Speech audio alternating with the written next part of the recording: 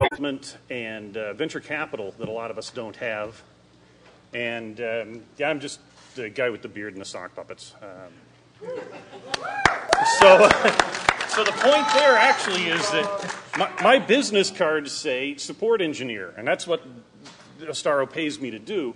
So compliance has gotten to the point where I'm working with Astaro customers, I'm working with my personal clients, and compliance has gotten to the point that none of us, no matter where we are, how deep we are in the trenches, can ignore this stuff. And we're only looking at the obvious things that are hitting us. Usual disclaimers. A couple of people on the panel maybe don't have their corporate affiliations listed. There's a reason for that. Google will solve it, but we are speaking for ourselves, not for our families, as it says there, or siblings. I'm not speaking for my son. He's hiding somewhere. The dog will back me up, but that's only because she wants a ride in the pickup truck when I get home. Opinions are our own. Facts are as we see them. Usual disclaimers. We're not lawyers, even if we were, we wouldn't be. I am an asshole, but I am not your asshole. So on. So quickly, PCI at a HackerCon. We want an honest discussion. There have been some love fests. There have been some uninformed rants. We hope this will be neither of these. And also, even though we're talking about PCI, we're talking about compliance in general. PCI is just the one that almost everyone gets hammered with. It touches everyone one way or another.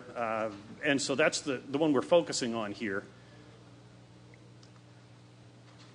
So a couple of ground rules. We do want your opinion. We do want to hear questions. We just ask that you think before you speak. We don't want this to be a religious discussion. Maybe just a bit. Maybe a little religion. It is Sunday morning, so a little religion is okay. Can I get an amen? Amen. All right. Amen. Amen. Jesus?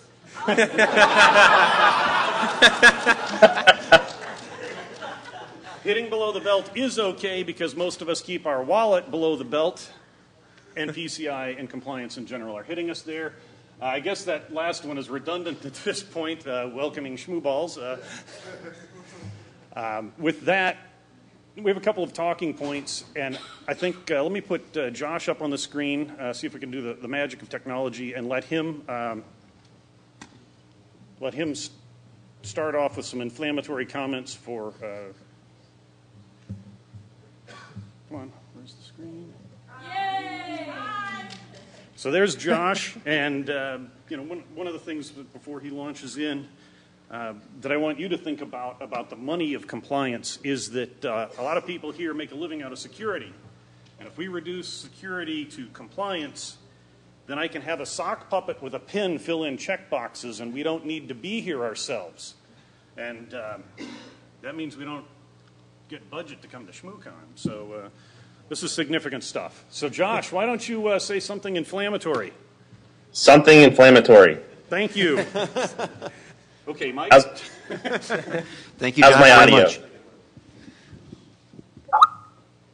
Okay. So, can you hear me? Yes. Great. All right. So, hopefully you can hear this. The debate really started when I jokingly said, in fact, a little bit of background here. Chris Hoff and I are members of the Institute for Applied Network Security, and we do a bunch of roundtables in 6 cities a year with CISOs.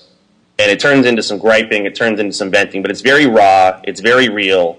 It's not ivory tower, it's not armchair philosopher, it's what's really plaguing security professionals. And we did a track we called, a 2-day course we called Security Game Changers, where we talked about what's working, what's not, what would a tabula rasa approach to security be.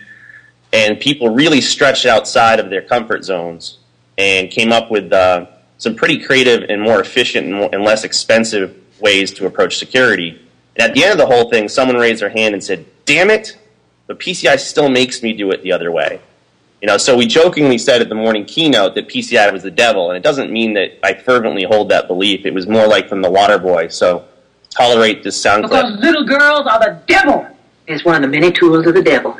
Hopefully that came through, but that was really a joke, more to vent our frustration. It was cathartic.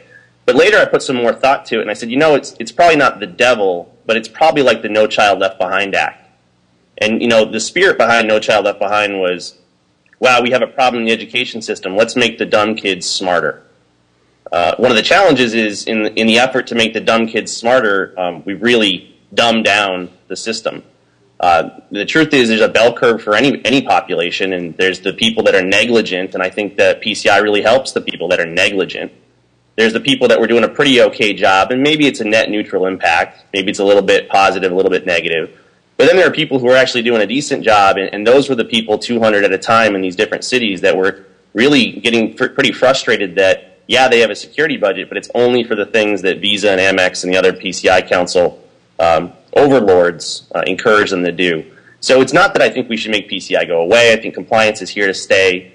And it's not even, again, just to Mike's point, it's not about PCI per se. It's just compliance in general may be ill-fitting for the profession that this room knows and loves. So my fundamental arguments are, number one, you have an incredibly static approach to an incredibly dynamic and evolutionary problem. And that's a fundamental misfit. Number two is it really focuses us myopically on a small subset of the overall security controls. And that's being rewarded and punished economically. So if you're anointed and your control, like a web app firewall, is deemed in scope for PCI, you probably saw a budget last year. You probably got sales last year. If you had something more advanced for something like advanced persistent threats, Aurora, or advanced persistent adversaries, or something outside the bounds of PCI or other compliance mandates, you kind of had a hard time. And to summarize this whole thing, essentially, I'm pretty concerned that we're economically punishing innovation. And if PCI is doing a good thing by raising the bar for the negligent, that's fantastic. But to judge the efficacy of the system, to judge if this is a social menace or a social benefit, we have to look at the overall impact. And I'm seeing from my catbird seat, I'm seeing the VC community, the innovators, the M&A activity, the financial results of hundreds of security companies, and it's pretty scary. PCI and compliance was the #1 driver of security spending last year. And since vendors chase the dollars and the VCs chase the dollars, everyone's roadmaps and innovation and investment is going towards fairly antiquated legacy controls that are PCI or compliance mandated. What does that say when we need the innovation to keep up with threats and evolutions like Aurora? Not being FUD, not being sensationalist. The people in this room know better than anybody. You know, most of my work last year and the year before, even at IBM and ISS, was doing stuff with high-profile targets, espionage-type stuff, very sophisticated custom malware. Someone needs to be innovating for them, and if we don't balance our investment of compliance dollars with actual risk management or actual threat prevention dollars, I fear that we're going to see the money dry up, we're going to see the innovation dry up, and we might as well go back to sock puppets. So that's my intro comments. The bow I put on top is it's kind of messed up that we now fear the auditor more than the attacker. Cool. Thank you. So I guess then let's step back a little bit and try to figure out how we got here. Where did PCI come from? And I've done a couple of talks where I've called out PCI, but there are two things about PCI. There's a lot of good about it. There's a lot of bad. One of the things that's actually right about PCI, and we can argue motives, but it's an industry driven. Granted, it's one end of the industry driving another end of the industry, but it is not people who think a series of tubes legislating this. There is a danger because people think we should turn PCI into law. And Nevada is codifying it, and who knows what's going on. But what do you think, Mike? Would you like to address a little background on PCI, how we got here, since rumor has it you have some inside knowledge of PCI? Yeah, so my name's Mike. I've been working with this for quite a long time, primarily from the aspect of helping develop some of the standards, as well as doing a lot of training and education globally on this. So just to give us a little background of where we got, how we got to where we are today, right? There's the story that we've all heard, which is that the payment card industry got together and decided that they want to proactively address this type of a risk and threat to our organization to protect our credit card information, and then the world's perceived concept of personally identifiable information. But realistically, we have to remember that what we really care about here are dollars. And so how did we get here today? Well, there's an organization, there's a number of banks that exist, right? There's the banks that give you the cards, and there's the banks that accept those payment transactions. And for the longest time, all of the fraud that we saw was happening on what's called the acquiring side of the bank, or where you are using your card, going to those organizations. The problem is that when your credit card gets compromised, who pays for it? Right? Who pays for that fraud? It's not you, of course, right? It's the bank that gave you that card. So we have two different sides of the equation. One, the banks that are giving you these cards, right, that are paying for all the data compromises that are occurring completely out of their control, right? And so what they can do is they can try to apply for reimbursement of those funds, but they're really not getting it. So it'd be like if you were sitting at home and your neighbor decided they don't want to take care of their house and yours collapsed, right? Why are we sitting here doing this? So the entire PCI standard, as it was developed, was really put in place to develop a baseline of security controls for a broad spectrum of the industry to help protect against this type of stuff. So if we think about how we got to where we are today, let's just extrapolate it out a little bit further. When we think about regulatory compliance from the bigger picture perspective, right, it really goes well beyond anything information security related. We've seen this for a long time in coming. In fact, if we look back to 1906 with the Food and Drug Administration, that was an act of regulatory compliance to a degree, right? In 1934, the SEC was formed, immediately after the Great Depression, right?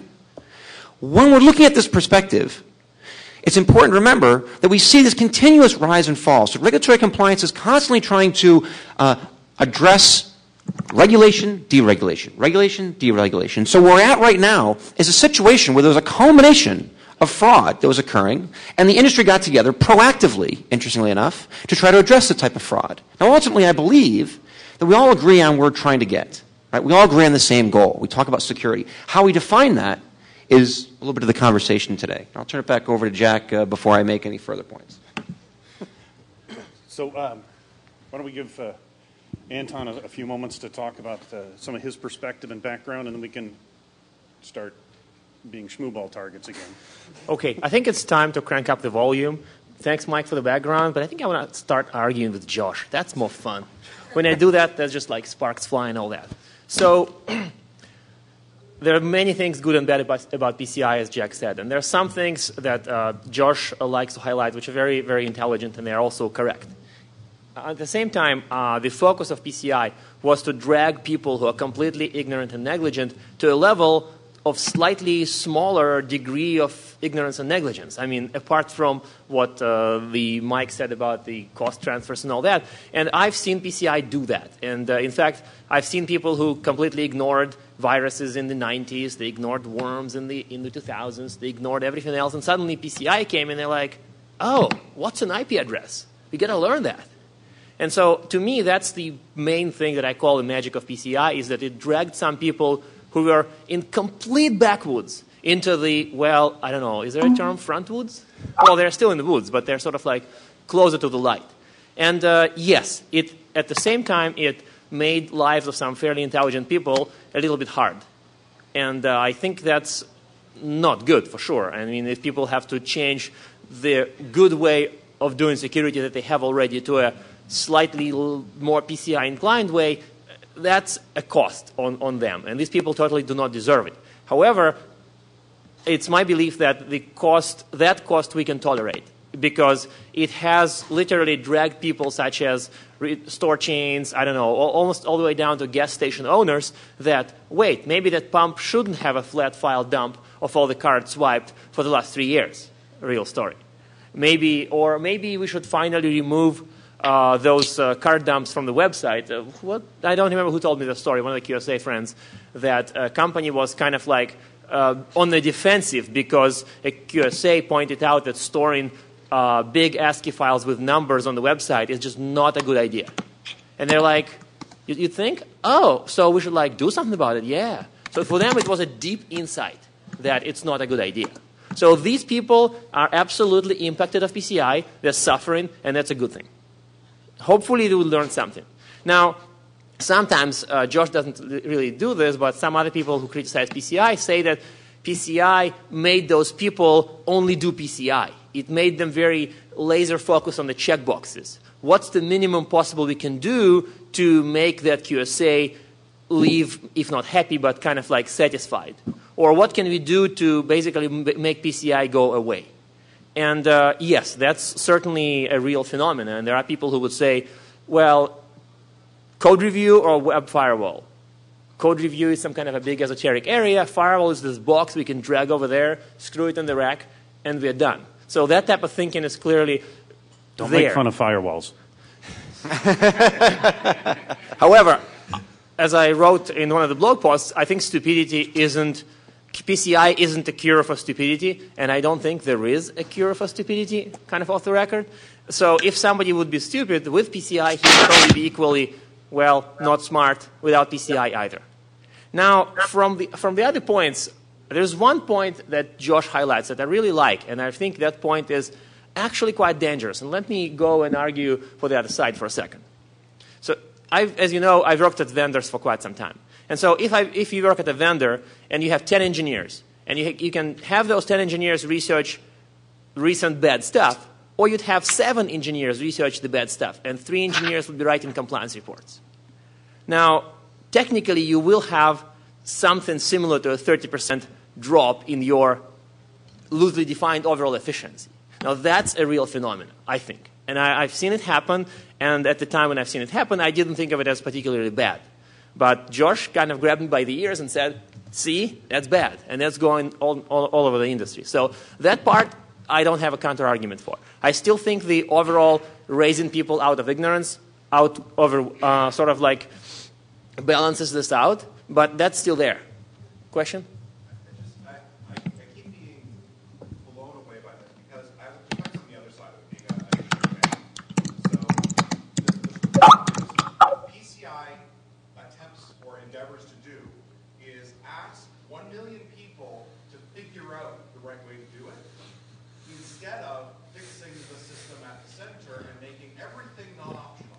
Yeah. Thou shalt, and it only works this way, putting a real-time transactional system in place of a system that was designed in the 40s and 50s to support Edna buying pretty good. And what we need to do is stop trying to tell a million people to puzzle it out and create a business model behind, hey, y'all figure out the best way to make the good stuff happen. And instead just make the good stuff happen, not optionally. Paid by? You know, Yeah. Yeah, so you know, this is of course the age-old "why are we still using the magnetic stripe" type of question that exists.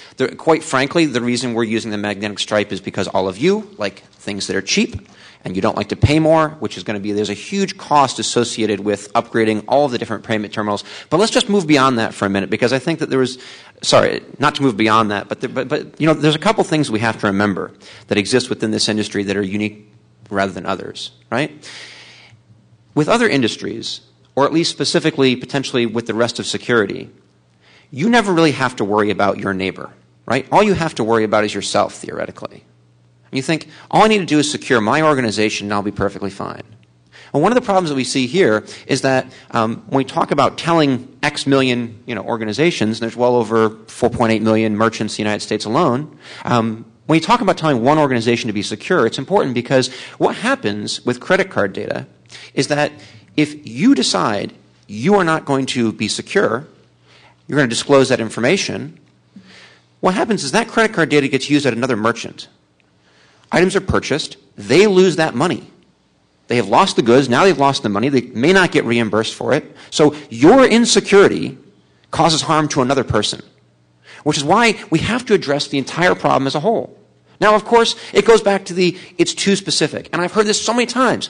Tastes great, less filling, right? Too specific, too vague. We can argue this indefinitely. We all agree on the same endpoint. We need to protect the payment card data. However you go about that is entirely up to you. One of Josh's key points is just the no child left behind, right? It's the idea that we are going to pull everyone and make them secure somehow, right? That's not necessarily the case. If your child wants to be smarter, you simply fill out a form and say, we're going to get them to grade X because they're going to test out using these compensating controls or other methods, right? So when we're really talking about, and I think that the industry is becoming the driver, as it always is, ahead of the standard itself, right? We're seeing a lot of new different types of technologies that are being used to remove the data in the first place. Right? So I think when we talk about this, it's important to remember, it's not just us. You can't simply say, well, I'm going to secure myself, and if my neighbor doesn't want to secure themselves, then they don't have to, and they're going to face the repercussions, because they're not. I'm going to. Question? Mike, I think for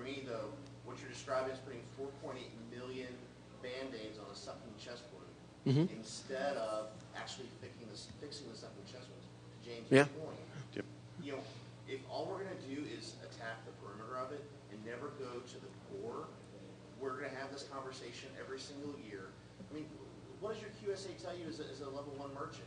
The fastest way to get PCI compliant is take stuff out of scope. And so if that's good advice for me as a level 1 merchant, why isn't it good advice for Visa, MasterCard, and all to say, fix your stuff? I will tell you, I'll say it's right. You know, and so from that perspective, sorry, the Repeat the rant. Repeat the rant. we will repeat the rant. You know, and an armor guy brought up a very good point, which is, you know, why are we simply trying to band-aid the problem? Why don't we fix the core issue, right? Which is the fact that data is being there, it's being retained, whatever it is. The problem with you're at least advocating the concept that there's a problem where we need to fix this fact that we have a magnetic stripe, which is age-old technology. There could be something else newer. Well, one of the problems we see, even implementing this particular standard, how many of you have trouble pushing through new technology, right? New defense mechanisms, right? Why? Because it costs money, right? And you say, well, fixing the original problem would be better than trying to secure all the data, and I think that you're right. But even now, right, there is technology out there right now that you can use for between $5 and $25 per point of sale system will remove the magnetic stripe data. It will remove any entire requirement for regulatory compliance from your area. All it does is a tamper-resistant security module that encrypts the data at the reader, sends it back to the payment processor. You never have to deal with PCI. You never have to secure the problem, right? Why aren't we implementing this? We're not implementing this because it costs money. And more so, we're not implementing it, and you have to remember this, because that data is not just used for payment processing, right? The marketing department wants it. The accounting department wants it. The data mining group and the other department wants it. Everyone wants to use this data for some other purpose. So we are misappropriating data, not securing it in the first place, and then saying, hey, don't get mad at me for storing this. I think Anton brought up a very good point. 4 years ago, almost almost 6 years ago, I would say 90% of the point-of-sale systems in the United States retained magnetic stripe data, full magnetic stripe data, on the point-of-sale system. That means that when you went into the Starbucks in LAX and you swiped your card, it was potentially storing that data just as it was for anywhere else. Right? So that gets back to the fundamentally broken system. But Josh is waiting patiently, or maybe not so patiently. So let me bring him back up. Let's bring the right one. There we go. So this is one of Josh's generic bell curve graph that makes sense. And one of the arguments that you'll see about this is we've got the negligent way over there on the end, and then we have this is the classic no child left behind chart too. We're going to take care of the kids in the middle, and we're going to bring everybody forward. And the advanced people are the only people that we're really screwing with here, because we're taking all those laggards. And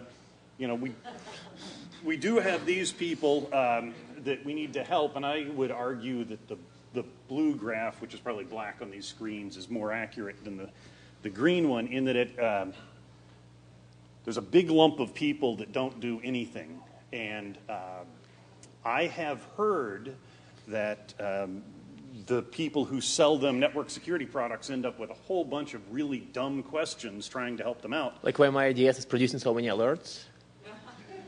How do I clean out my inbox because my IDS is filling me up with alerts? That's right. Yes, Yeah, not how. Yeah. Good. I just needed. I wanted this to be said because it's fun. Inbox But rules. there's a big bunch. I think there are more people that are more advanced. Now, this is not a simple problem, but let me bring Josh back up on here. But I do want to bring up something, and this is Bruce and all sorts of other people have said this. The entire security industry right now is in a state of that appears that the best we can possibly do is suck less. This doesn't make me happy. I don't think it makes any of you happy. Suck less is not a great option. On the other hand, if all we can do is suck less, it's our job to suck less. That's not a terribly optimistic outlook on things, but that's where we need to go. Job security, indeed. So let me get Josh back up on the screen. Let him vent for a moment, and then maybe we'll come back to Anton. And let me bring. You're on, handsome. I don't know about handsome, but thank you. I forgot to mention during my opening remarks that since you can't throw schmoobles at me, Mike Don volunteered that any destined for me. That's his. That's Josh's. Wait. All right. So, the nice thing about this debate. Josh, we're going to send all these to you, FedEx. Yeah. The nice thing about this, and we've been doing this privately and a little bit publicly with this group of folks, is that we're not being religious about it. This is rational debate. We're going to disagree, but we're differing honestly. And one of the things I've learned from talking with Mike and gained a deeper appreciation for is that Mike's not the devil and PCI is not the devil. It's just we all have different impressions and ideas about how to fix this problem. So I'm simply trying to make sure we expand the scope here. The No Child Left Behind bell curve that or just any bell curve that Jack put up there, that's interesting. And I think one of the problems is the PCI Council and folks like Mike, they'll say, well, if you're already doing a good job, it's very easy, right? It's very easy to prove you've done a good job. Not the case. Again, I'm not being ivory tower here. We talk to lots and lots of CISOs who spend 70% of their time collecting logs or fending off auditors instead of doing their job. And we cannot forget the opportunity cost. So number one is it's non-trivial. Stop bad mouth and collection of logs, Josh. What's that? Stop bad mouth and collection of logs. Okay. Stop bad mouth and log collection, Josh. It's non-trivial to articulate compensating controls. In fact, some of the recent articles are showing that because of things like Heartland blaming their QSAs are being even less reasonable. We're not going to right now get into the quality management of the QSA population, although that's certainly an interesting side avenue we could talk about. I just don't think I live in a world where PCI is having a negligible impact. So at a minimum, it's a tremendous amount of work to go through the auditing process for the people who are already doing a good job. They're not getting additional value. They're just proving compliance. The bigger issue is that they're having a harder time getting budget for things that lay outside. One of the surveys I did when I was at IBM was we did a market analysis on every single security product market, and there are 70 different product markets out there for security. Something like a PCI mandate covers 12 categories, maybe 15 to 20 of those product categories. If you're in that scope, you got money last year. If you weren't in that scope, some of the more advanced things, some of the things not yet integrated into the standard, you had a really tough year. And some of these startups, they're running on fumes, if not about to close the doors. So how do those advanced organizations actually find a supply to meet their demand? If you talk to Richard Baitlick or others who are doing some fairly sophisticated and impressive incident response, the reality of Aurora and advanced persistent threats means that we need more cameras, more sensors, more logs, more analysis. We need to catch all those whispers and echoes to be able to notice this kind of advanced stuff. Anton did a great post where he said, reading blogs about APTs and PCI on the same day gives you an interesting high.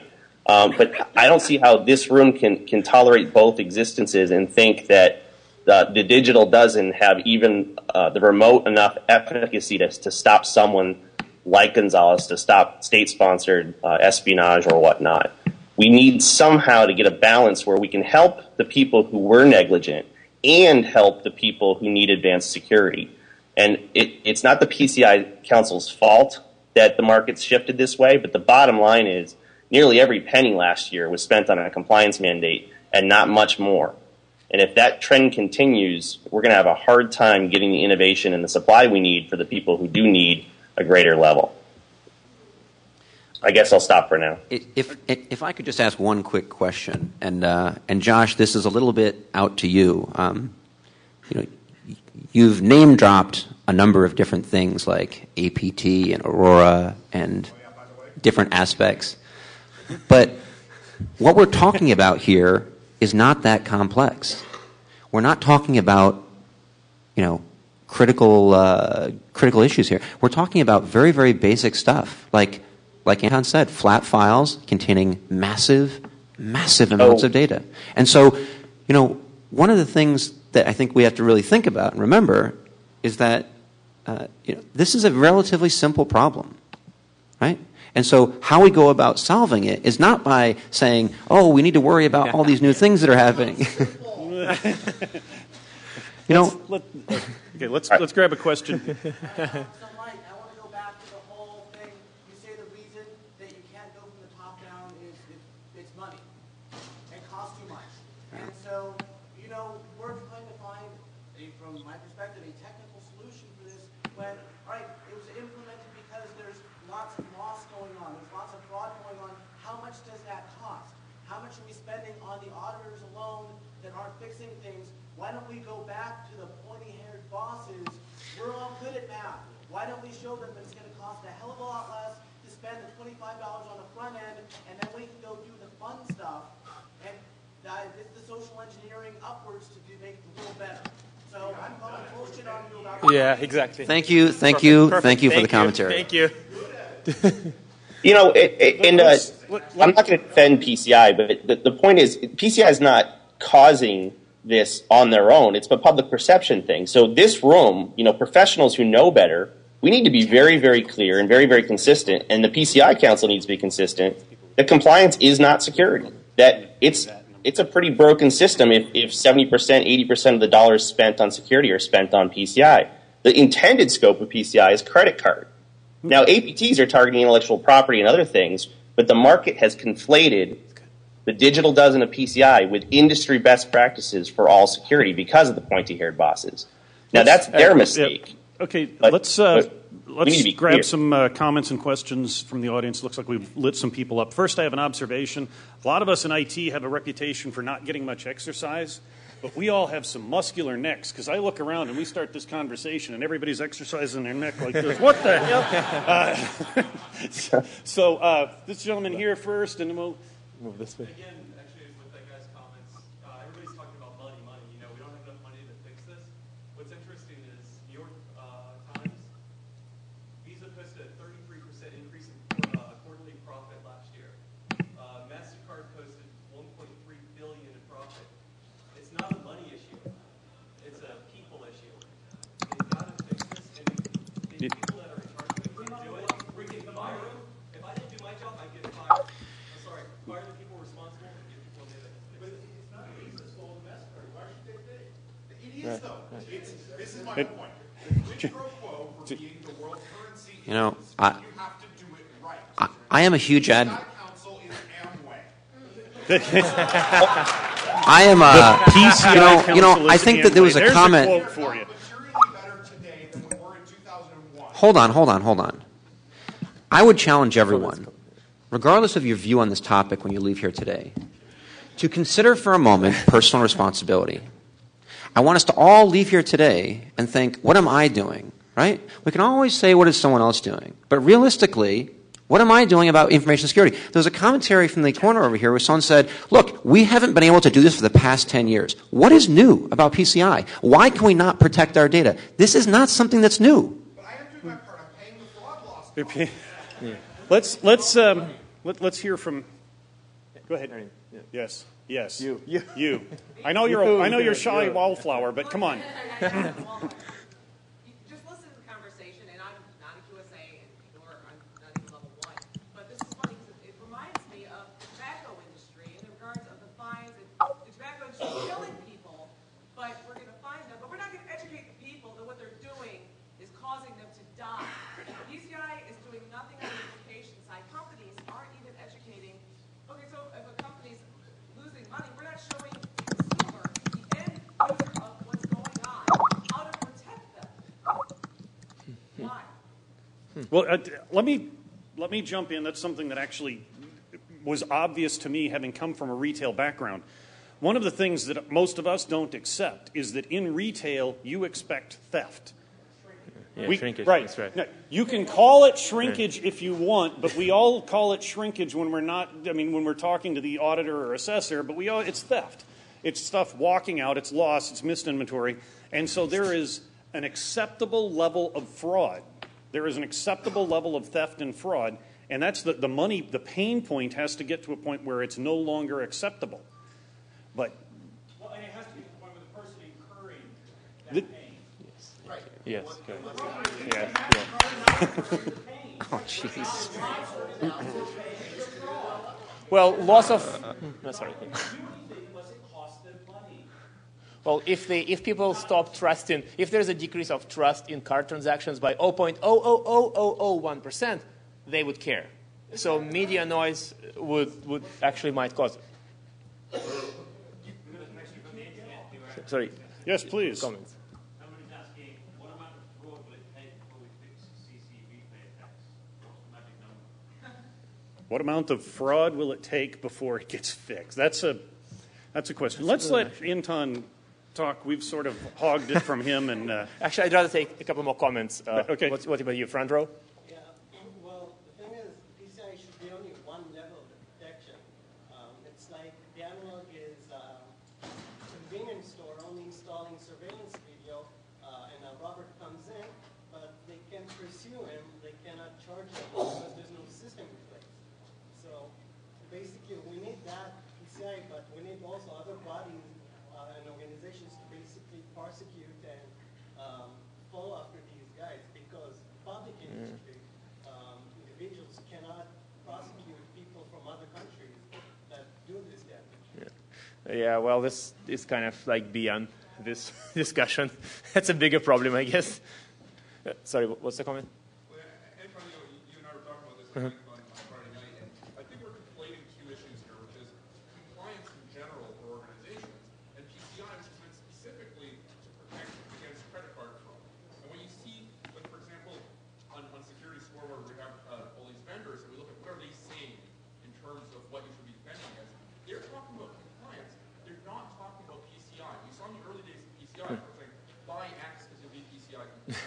Now you're seeing, which makes a lot more sense, just for general compliance, you should buy this. Because when you look at most of the compliance laws in the United States, they relate to having a minimal level of reasonable information security. They don't give you specific technical measures. It's PCI, and I think that's a really big question of whether it's appropriate. It says you have to do these gazillion specific technical measures. But I think in terms of people who are responsible for security in organizations, they can only get security budgets because of PCI. That's, to a certain extent, their failure to convince their organization that that deals with one very specific area, but we're bound both in terms of legal regulation and contractually to meet an appropriate minimal level of information security, which is completely independent of PCI. One more comment. What's the story? If you follow ISO standards or risk-based approach, any approach that you want that you think is going to give you the best way to protect the data, I guarantee you that the mechanism that you're going to come up with will involve analyzing logs. It will involve all the baseline controls that are in PCI. So you can say that it's too prescriptive, but you're not going to get around it. It's still, even if you use any other methodology, you're still going to have that issue. Right, but it doesn't mean that if there's a control that isn't specified in PCI, then it's not necessary. Of course. Or that you cannot push it through. It does not mean that you can. It might be harder. But, yeah. You know, it's interesting because it sounds like the debate really is the idea of that we all agree on best practices, right? And even beyond that term, there's a lot of things that we should be doing, right? And so the question is, why are we not doing them? Yeah, I'll do it. So, Since I speak to a lot of network and system admins, I want to throw one point out about our ability to communicate, and then I'd really like Anton to answer a few things. And one of those that I've seen, and I'm sure a lot of you are victims of, is that I speak to a lot more junior level people in the past couple of years. The experienced people have been cut out due to the economy or whatever, but also I think part of the reason that we're seeing a reduction in really skilled administrative personnel, well, part of it is our rock star culture where breaking stuff is cool and fixing stuff is boring, says the guy with the beard that's talking at ShmooCon, but still. So yes, I am a hypocrite as well as an asshole, but I deal with a lot more junior people who don't know how to secure their system, don't know how to run their systems as well as they should, much less secure them, and expecting them to be able to talk to upper management is a burden they're not prepared for. And part of that is not just the economy, it's I've got a checklist, and if I have somebody who fills out the checklist, they're the security guy, as opposed to the sysadmin that spent the weekend putting things together after, fill in your favorite explosion on the internet. That's how most of us that are over, you pick an age, that's how a lot of us old farts got into security, was because we had to fix the stuff when it was broken, and we just sort of backed in. It's like, well, how do I get to go home before 2 a.m. more often? And that is leaving us, I think, and that really makes this problem of how to speak to management much more difficult. But I'd really like to hear some more from Anton, because he's got a wide range of experience and practical experience. So let's give you a few minutes to... Actually wanted to first hit this important point that raised about compliance in PCI payment security in particular, because the best way to answer or to start thinking about the whole point about why don't the brands, change the system is the following. I don't really know what percentage of Windows 3.1 code is in Windows 7, but I'm sure it's not 0.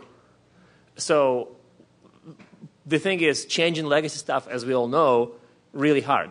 And changing legacy stuff that's installed in I don't know about 1 billion, but some triple-digit million places is kind of hard. So I really don't plan to hold my breath for brands just saying, let's just scrap this whole payment system and do a new one, right? I mean, when I read about Internet 2 or some next-generation protocols, I always kind of laugh, because legacy stuff never dies. So with that out of the way, I want to go back to compliance as a way to motivate to do security, I mean, broadly defined. So with the payment system out of the way, we probably will be seeing more compliance. And why is that? And we probably will be seeing more prescriptive compliance, more like PCI, less like ISO. Because for some people, if you give them a really solid methodology, like to do risk analysis, to do this, to do that, they would look at it and they would say, wow, this stuff is complicated. So can we just, accept risk? And that will be the end of it. So the only way to motivate certain type of people is to give them a friggin' checklist. And yes, some people will get upset. Most people in the audience will get upset if some guy shows up and he's in a suit and he gives you a stupid checklist and says, show me 100.00% coverage of this. So yes, that is not a good thing. But at the same time, think about it. For every one of us here, there are maybe 10,000 people for whom that's the only way that would get them to do anything. And to me, that's really the theme that, I might disagree with it. I might not want to be given a checklist, but I know, and I've seen enough people for whom that checklist is the only way. And that is kind of sad, but that's what it is.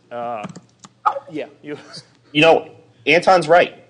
That group, the negligent, will only do something if you force them to. But just like No Child Behind, we've focused all the budget, all the attention, all the spending on the dummies. And it's dumbing down this industry. This is why it's an existential threat to this room and to the way we do our jobs. Now, the other fact of the matter, and we're going to run out of time, but let's just figure this out. The one thing I learned from Mike that I completely agree with is you can't just have the smart people fix this, because a breach in one merchant will affect one of the responsible merchants. It is a social disease, so to speak. But there's a logic flaw here, guys. There's a logic flaw. We are simultaneously saying that these negligent people are so stupid and so irresponsible that we must force them all to some minimum level of security, right? So they're completely incompetent on the one hand. But then when I talk about the efficacy and how the PCI standard doesn't actually prevent rampant fraud, we are year to year up in breaches, et cetera, I hear the defense that, well, if you implement PCI properly, you won't break in. So how can they simultaneously be complete morons that Jack deals with and flawlessly execute the digital dozen? So we really have to ask ourselves, I see PCI as a hypothesis on how to reduce fraud. Is it working? So we have to look at to judge the overall system. Is it working? Is the opportunity cost greater than the efficacy? What are the long-term implications on innovation and roadmaps and technology development if we allow this to happen? I don't think PCI is going away, but to quote the great philosopher Stan Lee, with great power comes great responsibility. And right now, PCI has all the power. I would like to see this organization, this group of people, challenge them to be more responsible with their power. Maybe that means we only do the deep cavity searches on the negligent population. Maybe there's a quick test for competency to get the other cardholder, the other merchants, the other people doing a decent job on a faster track. Maybe we're more diligent and militant and stop talking about securing inherently insecure payment systems and focus more intensely on descoping or on new technologies that are less Swiss cheese. But current course and speed, I see professionals like ourselves in this room are net neutral or slightly pissy towards PCI. I think we need to don an attitude of insurgency. We need to be rebels and basically push back to make sure that in no breath, in no boardroom, in no merchant or enterprise do we ever allow the digital dozen of PCI or compliance mandates to be conflated with good security. Cool. Thanks, Josh. We do have about 8 minutes left, so let me. I'm not sure, but I think Mike may have something to say. Let's take a comment later. Let me. Good. What it really comes down to when you watch what happened as the card associations, which are now limited liability corporations, pushed the risk down onto the issuing banks, who then pushed the risk down onto the merchants. Okay, what we're really talking about is when you get your bill at the end of the month for the de facto world currency, and you look at that interest rate, which is between 17 and 2 million %, and the prime rate is still 0.5% or less. You start looking Absolutely. at that, you know what it is? It's goddamn protection money that we're paying off the fraud because it's easier to hide fraud losses. And I dare any of you to get an actual fraud loss number from either Visa or MasterCard. It will not tell you. It is If I could. as far as the cost of replacing the system, do an overlay. And The new system, it costs a cent per transaction. And the Illuminati track is in the next room, please. But what I do want to make a comment of, is that information security is something that we are not doing well as an industry. And if we are doing well, then it's going to be measured by the fact that the attacks are going to continue to get better and better, right? So one of the things that I think that we have to consider is that we are continuously trying to address information security. These are not massive problems, as Josh describes. These are not, rogue nations hacking into the Pentagon type thing. This is basic, flat files, tons and tons of information being stored there, right? Why are we not protecting them? Why are we not addressing them? By protecting, you mean deleting, right, in this case? So do flat files deserve 70, 80% of the security spending? Because that's what's happening. It is a simple issue when you put it that simply, but the overall net impact to the environment, to the market, is the number one driver of spending. That's not a Josh quote. That's a fact. The number one driver of security spend is compliance, and of that group, the digital dozen and derivatives and copies like the Nevada law. And to that response, I would say it's the bulk of the focus.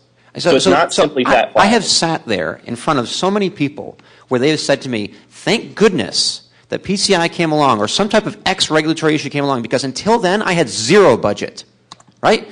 My organization wants to do zero on information security until it's required to from X perspective. And we've heard this from talking to so many people at the event today. I don't have enough money. I'm not being supported by upper management, blah, blah. All right. These are the types of things that help us. Okay. Go. All right. Go. Go. We keep using the term information security when talking about PCI, but we're just talking about protecting credit card numbers. We're not talking about the database that has the social security numbers or your intellectual property or anything like that. Yep. So we're just protecting. Michelle makes a very strong point, which is that this is credit card data, or this is card data only. And we've talked about this, and companies that do, it comes back to the problem of good faith. If you make a good faith effort to be PCI compliant, you will be more secure. But if you didn't make a good faith effort to be secure in the first place, maybe your version of de-scoping is pulling the credit apps that you take for your in-house charges and putting them on a separate database so they're not in PCI scope and you don't have to protect them until 201 CMR or whatever pushes it through. One of the points that I'd like to make that comes up is the reactionary nature of this.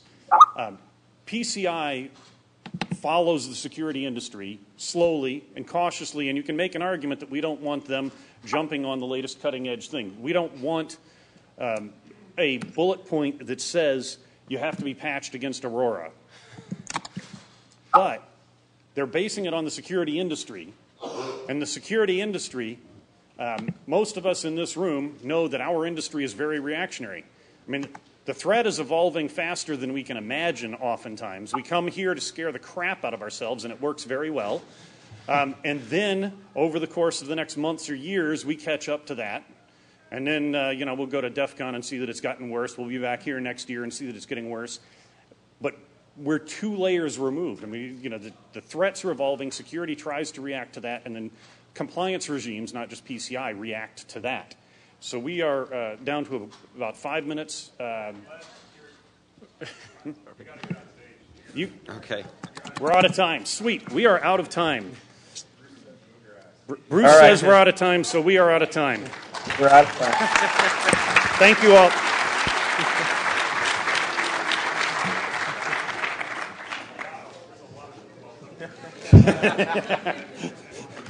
Did you anger people? We talked about PCI at a hacker. Oh, yes. Yours is longer.